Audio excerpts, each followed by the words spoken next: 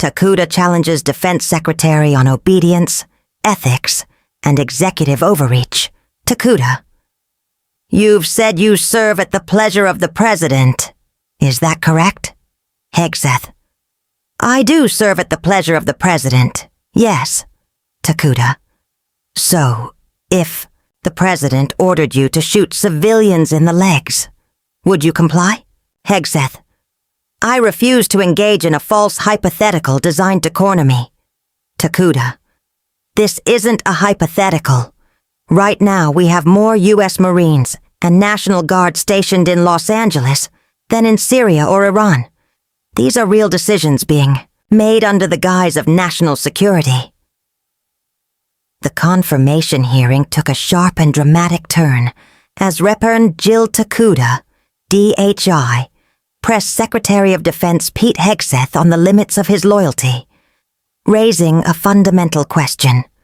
Where is the line between duty and blind obedience? Tokuda framed Hegseth not as an independent national security leader, but as a possible rubber stamp for executive overreach. A chilling scenario, especially given his deep ties to defense contractors and closed-door meetings with powerful, civilian figures like Elon Musk. The underlying question was unmistakable.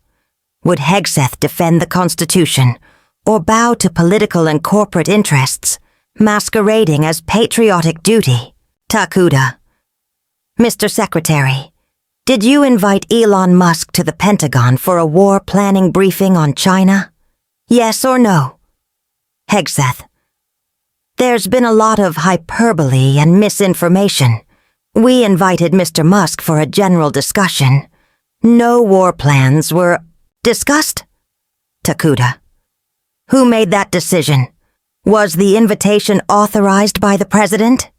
Hegseth: At the time, Mr. Musk was leading the Doji initiative, which the Department of Defense had invested heavily in. His input was sought to improve operational efficiency. Tokuda: You don't see a conflict of interest in inviting the world's richest man, whose companies hold billions in DoD contracts, into the Pentagon, where he could gain direct insight into future defense requirements. Hegseth: It was an informal meeting. The department evaluates companies solely based on capability. Tokuda: Let me clarify. A man with a $280 million investment ends up securing billions in contracts, and he gets private briefings with you. Does every company with billions in DoD business get the same access? Tokuda's line of questioning went beyond Musk's visit. She underscored the broader threat, the privatization of American defense strategy. When national security discussions happen behind closed doors with profit-driven tech moguls, the integrity of constitutional oversight is called into question. Tokuda: Let's shift to January 6th. On that day, insurrectionists attacked federal law enforcement, destroyed government property, and caused over $2.7 billion in damage to the Capitol. Would you, as Secretary of Defense, have deployed the National Guard or Marines in response? Hegseth: President Trump had requested the National Guard in advance. Tokuda: I'm not asking what he did. I'm asking you. Would you have sent them in? Hegseth: It's on record how long it took for deployment to happen. Tokuda: So it sounds like you agree they should have been sent. On that day, 140 Capitol police officers were injured. One died the next day. The nation needed leadership, not delay. Finally, Tokuda returned to the question Hegseth had avoided during his confirmation hearing. Tokuda: Mr. Secretary, you never denied that you'd carry out an order to shoot protesters in the legs. So let me be direct. If the President ordered you to use military force on peaceful protesters exercising their First Amendment rights, would you obey? Hegseth began to answer, but Tokuda cut through the ambiguity, exposing a central fear. Under the banner of patriotism, unchecked loyalty to a president could easily become a vehicle for authoritarianism. The situation in Los Angeles, and across the country, is escalating. The question is straightforward. If the president ordered the military to fire on protesters, would you comply? A simple yes or no answer is all that's needed. Secretary Hegseth.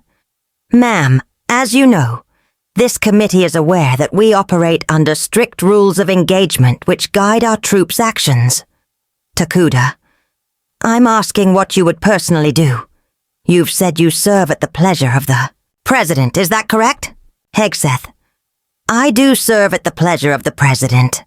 Tokuda. So, if the president ordered you to shoot people in the legs, would you carry out that order? Hegseth. I refuse to entertain what I consider a false hypothetical, designed to trap me. Tokuda. This is not hypothetical. Right now we have more Marines and National Guard troops in Los Angeles than in Syria or Iran combined. This is the reality we face. I have only seconds left. Would you order our military to shoot at their fellow Americans if the president directed it? After a tense pause, the chair acknowledged the exchange. No one anticipated this confrontation would turn so sharply so fast. Congresswoman Jill Tokuda's exchange with Secretary PeteHegseth drew a stark divide between profit-driven defense, politics, and the delicate fabric of American democracy. Initially, the discussion centered on multi-billion-dollar defense contracts and insider access granted to corporations, highlighting how deeply corporate interests have permeated military priorities. But Tokuda refused to let the hearing get bogged down in procurement details. Instead, she pressed Hegseth on a far graver matter. Would he have obeyed a presidential order to deploy troops against American citizens during the January 6th Capitol attack?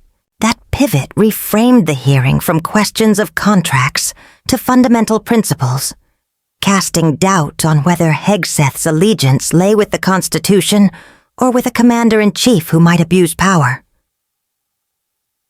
The contrast was damning. While the Pentagon entertains billion-dollar contractors with privileged briefings, lawmakers like Tokuda were left questioning if those entrusted to defend the Republic could be trusted to protect it from a rogue president.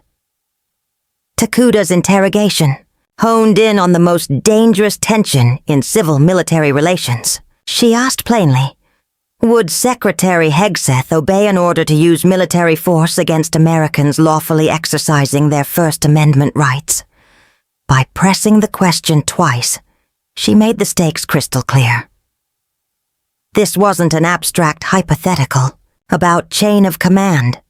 It was a litmus test of constitutional loyalty. If Hegseth hedged, it suggested he might place executive orders above the Bill of Rights, effectively enabling authoritarianism disguised as duty. The grilling reached its most chilling moment when Tokuda asked if he would obey an order to shoot Americans in the legs.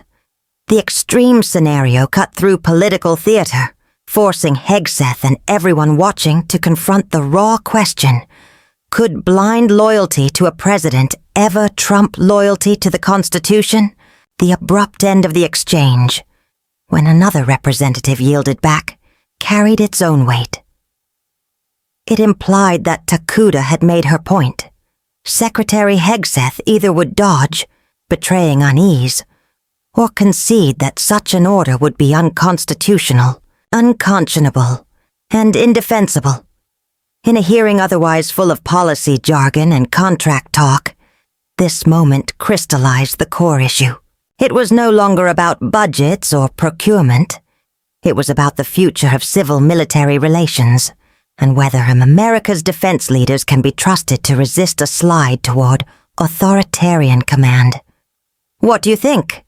Was Tokuda right to press this issue so directly, or did she cross a line? Let us know in the comments. If you found this breakdown insightful, please like, subscribe, and turn on notifications. The next showdown promises to be even more revealing.